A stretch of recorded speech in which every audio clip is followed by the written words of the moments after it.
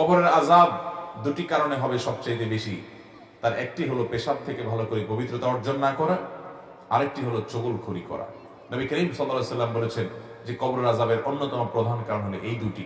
এই চগলখড় ব্যক্তি নাম্মাম, সে জান্নাতে প্রবেশ করবে না। নবী সাল্লাল্লাহু আলাইহি ওয়াসাল্লাম বলেছেন লা ইয়াদখুলুল জান্নাতা নাম্মাম, নাম্মাম জান্নাতে যাবে না। চগলখড়ি যে কত নিকৃষ্ট একটা চরিত্র, আমাদের সমাজের চতুর্দিকে তাকায় দেখবেন চগলখড় আর চগলখড়। আপনার সামনের কাছে যায়, আপনার সামনে যায় আপনার কাছে ভালো সাজবে, আবার আরেকজন কাছে যায় তার কাছে ভালো সাজবে, আছে না নাই? এই চগলখড়ির চরিত্র কোন ইমানদারের মধ্যে থাকতে পারে? ইমানদার সব সময় অন্যের কল্যাণকামী হবে।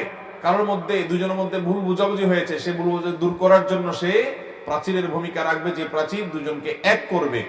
সে প্রাচীর হয়ে দুজনের মধ্যে বিভেদ সৃষ্টি করবে না, বরং পারলে সেতু বন্ধন হবে, প্রাচীর না বরং সেতু হবে। আল্লাহ রাব্বুল আলামিন বলেছেন ইন্নামাল মুমিনুনা ইখওয়াহ ফাসলিহু বাইনা আখাওয়াইকুম, নিশ্চয়ই ইমানদাররা সবাই ভাই ভাই, অতএব তোমরা ইমানদারদের মধ্যে কোনো গন্ডগোল, কোনো ভুল বুঝাবুঝি, কোনো মতমানের পার্থক্য, কোনো মনোমালিন্য হলে এটাকে সংশোধন করে দিবে, এটাকে দূর করে দিয়ে তাদের মধ্যে ঐক্য সৃষ্টি করার চেষ্টা করবে।